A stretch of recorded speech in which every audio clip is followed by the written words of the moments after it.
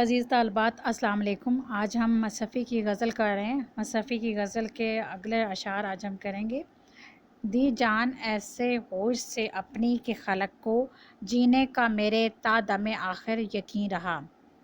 اس شعر میں شاعر نے بے جگری سے موت کو گلے لگانے کی داستان بیان کی ہے، جہاں یہ طرز عمل شاعر کے لیے انتہائی حوصلہ طلب ہے، وہیں لوگوں کے لیے ناقابل یقین اور قابل حیرت بھی۔ یہ ایک حقیقت ہے کہ جب انسان اس دنیا میں آتا ہے تو وہ لائق دنیا سے بیگانہ ہوتا ہے۔ وقت گزرنے کے ساتھ ساتھ یہ آلائشات اس کے رگ و پے میں سما جاتی ہیں، اور ایک وقت آتا ہے کہ جب اسے وہیں لوٹ کے جانا ہوتا ہے جہاں سے وہ آیا تھا۔ مگر اب اسی انسان کے لیے اس دنیا کی چیزوں کو چھوڑنا آسان نہیں، قدرے مشکل کام ہوتا ہے کہ وہ دنیا میں دل لگانے کے ساتھ ساتھ دنیا کی چیزوں سے بھی دل لگا چکا ہوتا ہے۔ یہ سب اپنے خالق کا پیغام بھول چکے ہوتے ہیں۔ بقول شاعر، جگہ جی لگانے کی دنیا نہیں ہے، جگہ جی لگانے کی دنیا نہیں ہے، یہ عبرت کی جا ہے، تماشا نہیں ہے۔ دراصل شاعر نے یہ پیغام دیا ہے کہ بلند نصب العین اور عظیم مقصد کے لیے اپنی جان جیسی قیمتی شے قربان کرنے والے مرتے نہیں، بلکہ لوگوں کے دلوں اور تاریخ کے صفحات پر ہمیشہ ہمیشہ کے لیے امر ہو جاتے ہیں۔ ہم سے بے جان زندہ ہو جاتے ہیں اس کے نام پر، ہم سے بے جان زندہ ہو جاتے ہیں اس کے نام پر۔ اللہ اللہ، موت کو کس نے مسیحا کر دیا۔ جہاں تمام دنیا اس ڈگر پر رواں ہے، وہاں شاعر کا طرز عمل انوکھا اور جدت کا حامل ہے کہ اس کو اپنی جان قربان کرتے ہوئے دنیا داروں کا سا افسوس، ملال اور رنج نہیں ہے۔ موت کا سامنا کرتے ہوئے انسان کے چہرے پر جو خوف اور ڈر کے آثار نظر آتے ہیں، وہ قطعی طور پر اس کے چہرے سے غائب ہوئے ہیں۔ گویا وہ زندگی و موت کے اس کھیل سے بہت دور ازلی و ابدی حقیقت خالق حقیقی کے راز کو پا چکا ہے۔ اپنے مقصد یا خالق حقیقی کی خاطر جان قربان کرنا اس کا جنون، دیوانگی، عشق اور والہانہ لگاؤ ہوتا ہے، جس میں خوف کا کوئی عنصر شامل نہیں کہ خوف عقل کی گود سے جنم لیتا ہے، اور عقل عشق کے جنون کی حدوں کو تو کیا، ابتدا کو بھی نہیں چھو سکتی۔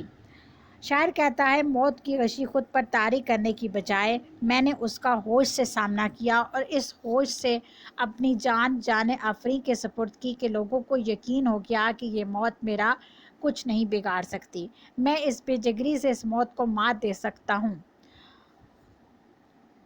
اس کی ایک تشریح یہ بھی ہو سکتی ہے کہ بعض لوگ جو ہوتے ہیں وہ محفل کی جان ہوتے ہیں، اور جب وہ چلے جاتے ہیں اچانک موت انہیں آ دبوچتی ہے، تو ہمیں جب پتہ چلتا ہے کہ وہ شخص اس دنیا سے کوچ کر چکا، تو ہمیں یقین نہیں آتا کہ ایسا شخص جو کہ محفل کی جان تھا وہ کبھی دنیا سے جا بھی سکتا ہے۔ تو شاعر یہ کہتا ہے کہ میں نے بھی اپنی جان ایسی حالت میں اپنے مالک کے سپرد کی کہ لوگوں کو یقین ہی میری موت کا نہیں آ رہا تھا کہ میں اس دنیا سے جا چکا ہوں۔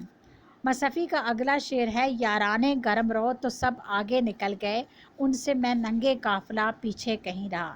یارانے گرم گرو کا مطلب ہے تیز تیز چلنے والے دوست، اور ننگے قافلہ ہوتا ہے قافلے کے لیے شرمندگی کا باعث۔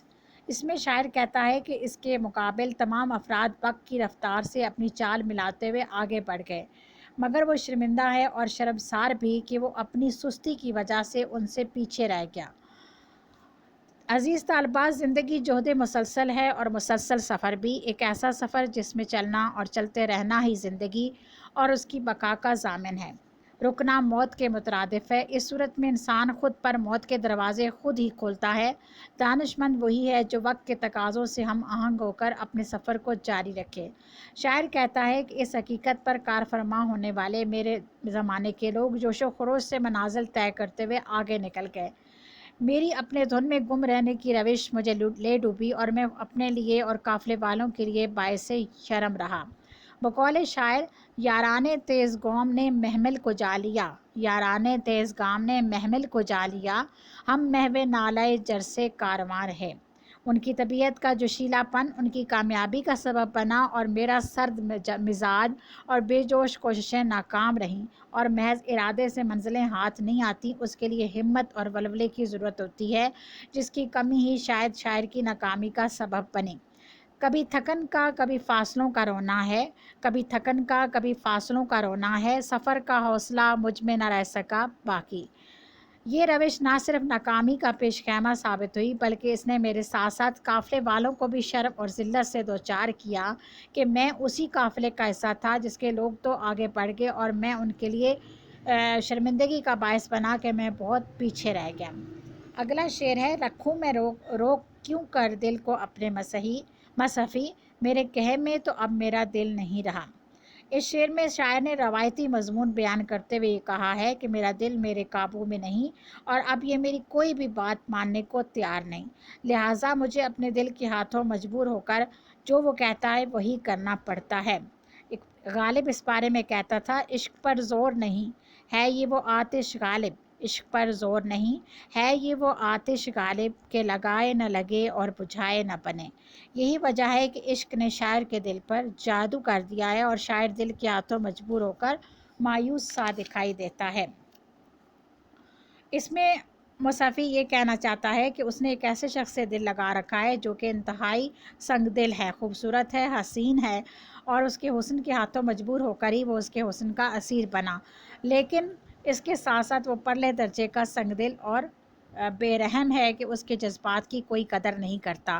اب یہاں پہ شاعر نے ایک عرصے تک اپنی دکھوں، تکلیفوں اور پریشانیوں کو برداشت کیا، لیکن اب اس کی برداشت جو ہے وہ ختم ہو چکی ہے اور اب وہ کہتا ہے کہ اب مجھے صرف مر کر ہی چین آ سکتا ہے۔ ایک شاعر کا کہنا ہے، اب تو گھبرا کے یہ کہتے ہیں کہ مر جائیں گے، اب تو گھبرا کے یہ کہتے ہیں کہ مر جائیں گے، مر کے بھی چین نہ پایا تو کدھر جائیں گے۔ اور آپ اس میں شعر لکھ سکتی ہیں غالب کا، زندگی اپنی جو اس طور سے گزری غالب، زندگی اپنی جو اس طور سے گزری غالب، ہم بھی کیا یاد کریں گے کہ خدا رکھتے تھے۔ اس کے ساتھ ہی مصحفی کی غزل کی تشریح اپنے اختتام کو پہنچی۔ انشاءاللہ تعالی اگلی مصحفی کی غزل ہم کل کریں گے۔ اللہ